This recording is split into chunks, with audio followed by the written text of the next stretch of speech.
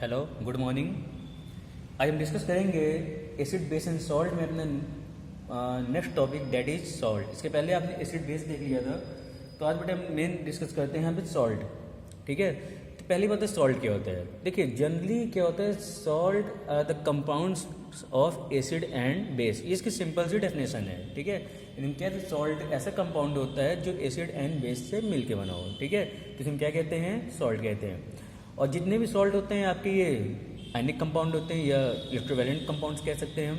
ठीक है, ये इसकी सिंपल सी डेफिनेशन है। या तो हम कह सकते हैं कि अगर हम सेकंड डेफिनेशन की बात करते हैं तो ये भी कह सकते हैं कि salt is ionic compound which can be formed by the partial और complete replacement of ionisable hydrogen ions from an acid by any metals और अमोनियम आयन। याद रहेगा इसका बेटा, हमने क्या बोला है कि सॉल्ट ऐसे कंपाउंड होते हैं जो कैसे बनते हैं, किसी भी एसिड का जो किसी भी एसिड का जो हाइड्रोजन H+ आयन होता है उसको हम रिप्लेस करें मेटल के साथ या किसी अमोनियम आयन के साथ, तो जो कंपाउंड बनता है उसे हम क्या कहते हैं, सॉल्ट कहते हैं। फॉर एग्जाम्पल समझिए, फिर डेफिनेशन बेटा बुक में भी देख लेना, नहीं समझ में आएगा तो। मान लो आपने क्या लिया, HCl। क्या लिया आपने, HCl, जिसमें हम किसके साथ, NaOH के साथ।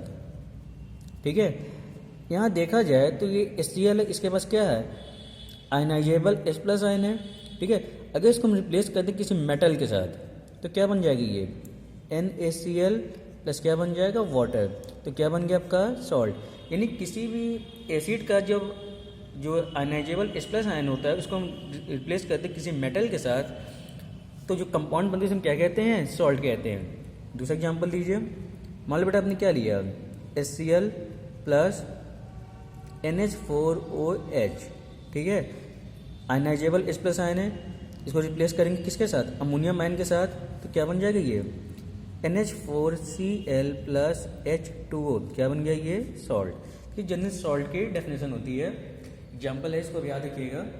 अगर हम क्लासिफिकेशन की बात करते हैं, ठीक है, तो क्लासिफिकेशन देखा जाता है तो सॉल्ट को कई पार्ट में क्लासीफाई किया गया है। जैसे नॉर्मल सॉल्ट होता है, नॉर्मल सॉल्ट हो गया, एसिडिक सॉल्ट हो गया, बेसिक सॉल्ट हो गया, डबल सॉल्ट हो गया, मिक्स सॉल्ट हो गया।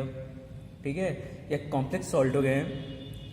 सॉल्ट कई पार्ट में क्लासीफाई किया जाता है, लेकिन आपको सब डिस्कस नहीं करना है, आपको मेन देखना है नॉर्मल सॉल्ट क्या होता है, एसिडिक सॉल्ट क्या होता है, बेसिक सॉल्ट क्या होता है, उसके एग्जाम्पल्स कौन कौन से होते हैं। सिर्फ बेटा इसमें आपको इतना ही देखना है, बाकी उसके डिटेल्स में आपके सिलेबस में भी नहीं दिया गया है। अब देखिए, अगर हम नॉर्मल सॉल्ट की बात करते हैं तो पहले देखिए नॉर्मल सॉल्ट क्या होते हैं। देखिए क्या दिया गया है, they do not contain any ionisable और replaceable hydrogen item in their molecule. यानी कुछ ऐसे सॉल्ट होते हैं जिनके पास कोई भी रिप्लेसेबल H+ आयन नहीं होता है। जैसे आपने मान लो क्या लिया, इसका हम एग्जाम्पल देखते हैं, तो मान लो आपने क्या लिया, NaCl, इस पर कोई भी H+ आयन नहीं है, कैसा है, नॉर्मल सॉल्ट। एग्जाम्पल KCl, कोई भी इसका H+ आयन नहीं है, कैसा है, नॉर्मल सॉल्ट। KNO3, कोई भी H+ ion, replaceable H+ ion नहीं है, कैसा है, नॉर्मल सॉल्ट। तो इसके और भी काफ़ी एग्जाम्पल्स हो सकते हैं, जिसे क्या कहते हैं, नॉर्मल सॉल्ट बोला जाता है। ठीक है, अगला देखते हैं एसिडिक सॉल्ट। एसिडिक सॉल्ट क्या होता है, देखिए एग्जाम्पल मैंने डेफिनेशन मैंने आपको दिया है कि एसिडिक सॉल्ट किसे कहते हैं।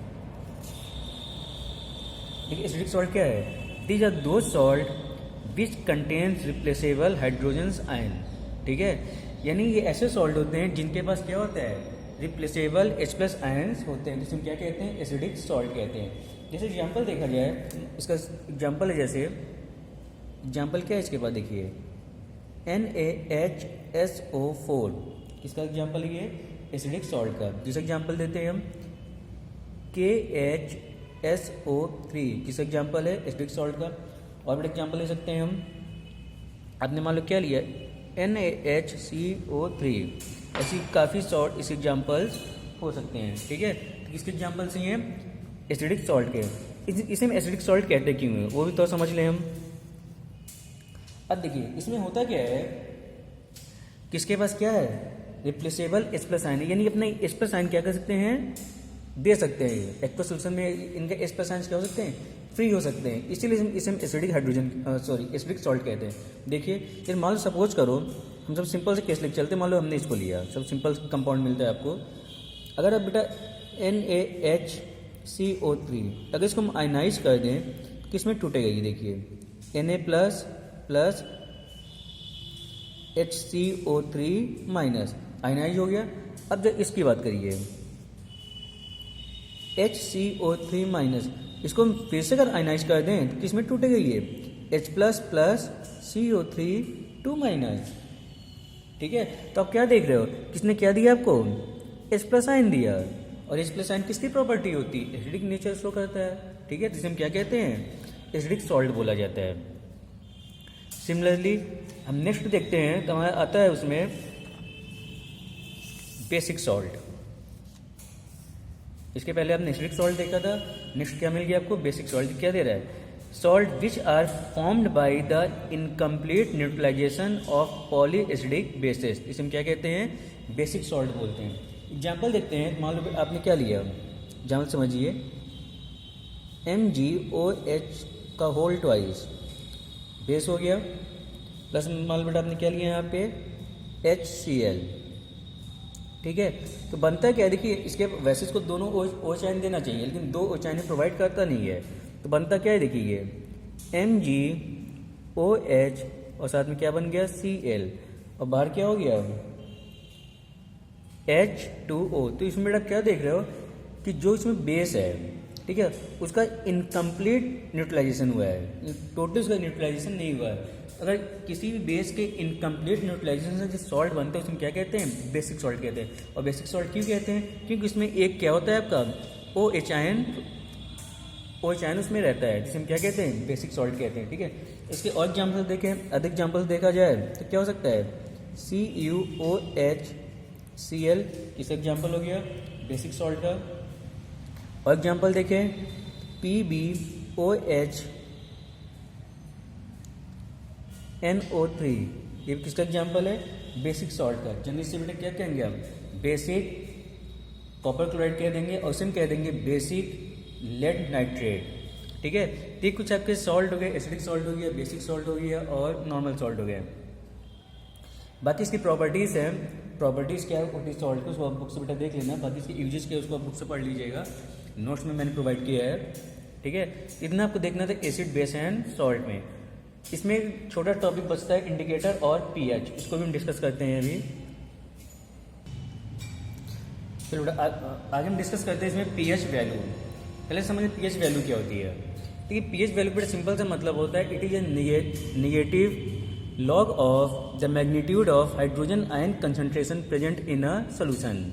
ठीक है, यानी किसी भी सोल्यूशन में जो H प्लस आयन का कंसंट्रेशन होता है, अगर उसका हम निगेटिव लॉग लें, ठीक है, तो क्या बताता है हमेशा, वो पीएच बताता है। यानी इसका जो फॉर्मूला दिया गया है या डेफिनेशन दिया गया है वो क्या बताता है, पीएच इक्वल टू होता है minus log base 10 concentration of H plus ion, जिसे हम क्या कहते हैं, पीएच होता है। ठीक है, पीएच का पीएच बेटा मेन यूज क्या होता है, अच्छा जब फुल फॉर्म देखिए ध्यान रखिएगा, पीएच का क्या मतलब होता है, power of hydrogen ion concentration. ठीक है, यानी किसी भी सोल्यूशन में जो आपका H प्लस आयन का कंसंट्रेशन है, ठीक है, उसका कितना मैग्नीट्यूड है, अगर उसका हम निगेटिव लॉग लेते हैं तो हमेशा क्या बताता है, वो पीएच बताता है। ठीक है, और पीएच की वैल्यू से हम किसी भी एसिड के स्ट्रेंथ बता सकते हैं, या एसिड है कि बेस है या सॉल्ट है। ठीक है, तो इसको हम डिफाइन कर सकते हैं कि वो एसिड है या सॉल्ट है या बेस है। देखिए जनरली क्या होता है, जो पीएच स्केल होता है, अगर हम इसको सब समझ लीजिए, अगर बेटा हम पीएच स्केल की बात करते हैं, ठीक है, तो इसका जनरल रेंज क्या होता है, पीएच स्केल का रेंज कितना, 0 से लेके कहाँ तक जाता है, ये इसका रेंज क्या होता है, 0 से लेके 14 तक। ठीक है, और मिड पे कितना आ जाएगा, मान लो ये 7 आ गया। अगर पीएच की वैल्यू, ध्यान से देखिएगा, अगर पीएच की वैल्यू कितना आ जाए, 0 से लेके 7 के बीच में हो, ठीक है, पीएच कितना हो, 0 से लेके 7 के बीच में हो, तो सोल्यूशन कैसा होगा, ये एसिडिक सोल्यूशन होगा। ठीक है, अगर पीएच की वैल्यू 7 से लेके 14 के बीच में हो तो कैसा सोल्यूशन होगा, ये बेसिक सोल्यूशन होगा। और अगर पीएच एग्जैक्ट कितना आ जाए, 7 आ जाए, कैसा होगा फिर ये न्यूट्रल होगा। ठीक है, तो ध्यान रखिएगा कि अगर pH लेस देन 7 है, कह सकते हैं पहला, मान लो पहला पॉइंट इसका क्या बनता है, मान लो pH बेटा कैसा है, pH लेस देन 7 हो, सोल्यूशन कैसा होगा, एसिडिक होगा। pH ग्रेटर देन 7 हो, कैसा हो जाएगा, बेसिक हो जाएगा। ठीक है, और थर्ड में देखते हैं अगर pH कितना हो जाए, एग्जैक्ट 7, क्या मतलब है ये, कैसा होगा फिर ये न्यूट्रल होगा।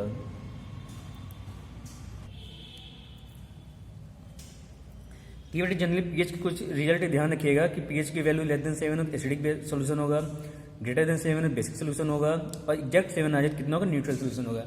अब एक चीज़ और ध्यान रखिएगा, पीएच की वैल्यू जितनी कम होती जाएगी उतना स्ट्रॉन्ग एसिड होगा। जैसे मान लो सपोज करिए, एक मैं आप क्वेश्चन बता देता हूँ। जैसे मान लो कोई सोल्यूशन ए है और सोल्यूशन बी है, और मान लो इसका पीएच आपको कितना दे दिया जाए, मान लो इसका पीएच बेटा 2 दिया है, इसका पीएच मान लो 5 दे दिया गया। ठीक है, अब इसमें पूछे इसमें स्ट्रॉन्ग एसिड कौन सा है, तो देखिए दोनों ही क्या दिखा रहा है, एसिडिक सोल्यूशन है, क्योंकि दोनों की वैल्यू क्या है, पीएच की वैल्यू दोनों की 7 से कम है, तो दोनों एसिडिक सोल्यूशन है। स्ट्रॉन्ग एसिड कौन सा है, बी ए वाला, यानी कैसा है ये स्ट्रॉन्ग एसिड है। यानी पीएच की जितना 0 के करीब आती जाएगी उतना एसिडिक क्या होगा, स्ट्रॉन्ग होगा, और पीएच की जितना 14 के करीब जाएगा उतना क्या हो जाएगा, वो बेसिक सोल्यूशन होगा। ठीक है, किसी को ध्यान रखिएगा। इसमें एक छोटा सा टॉपिक और बच रहा है, इंडिकेटर। जनरली इंडिकेटर्स क्या होते हैं, इसमें एक छोटा टॉपिक और बच रहा है जिसे हम क्या कहते हैं, इंडिकेटर्स। इंडिकेटर्स क्या होते हैं, generally they are the compound which change their colour at definite pH value. ठीक है, यानी ये कुछ ऐसे कंपाउंड्स होते हैं, ठीक है, जो एसिडिक या बेसिक मीडियम में अपने कलर को क्या करते हैं, ये चेंज करते हैं, तो इसे हम क्या कहते हैं, जनरली इंडिकेटर कहते हैं। जैसे आपने नाम भी सुना होगा कुछ इंडिकेटर्स का, जैसे बेटा आप जानते हो लिटमस, सबने जानते हैं इसको, लिटमस पेपर आप सबने देखा भी होगा। दूसरा जैसे इंडिकेटर की बात कर लेते हैं, मेथिल ऑरेंज, ये भी क्या होता है, इंडिकेटर ही होता है। तीसरा अगर हम इंडिकेटर देख लेते हैं तो फिनोल्फथैलीन देखते हैं।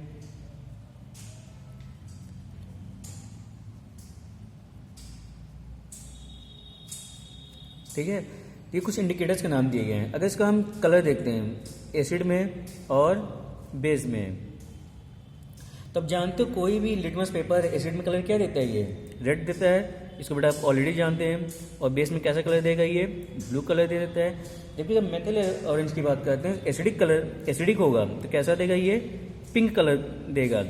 जबकि बेस में अगर इसको ले लें क्या देगा, फिर ये येलो कलर दे देता है। ठीक है, अगर फिनोल्फथैलीन की बात करते हैं, एसिडिक में क्या देगा, ये कलरलेस हो जाएगा, यानी एसिड अगर बेटा एसिडिक सोल्यूशन रहेगा तो कोई भी कलर ये नहीं देगा। जबकि अगर बेस में लिखते हैं क्या देगा, ये डीप पिंक कलर देगा। ठीक है, ये कुछ इंडिकेटर्स के नाम है जिसका आप कलर भी याद रखिएगा कि कई बार कलर पूछ लेता है कि मेथिल ऑरेंज का बेस में क्या कलर आएगा, या लिटमस का एसिड में क्या कलर आएगा, या फिनोल्फथैलीन का क्या कलर आएगा। ठीक है, ये इसको याद रखिएगा। ये आपका एसिड बेस एंड सॉल्ट खत्म हो गया। बाकी इसमें बेटा इसे क्वेश्चन सॉल्व कर लीजिए जो प्रीवियस में पूछे गए हैं। कोई प्रॉब्लम होती है तो आप स्कूल आके हमसे डिस्कस कर सकते हैं। जब भी स्कूल खुलता है या कभी आप स्कूल में आके हमसे डिस्कस कर सकते हैं। Thank you.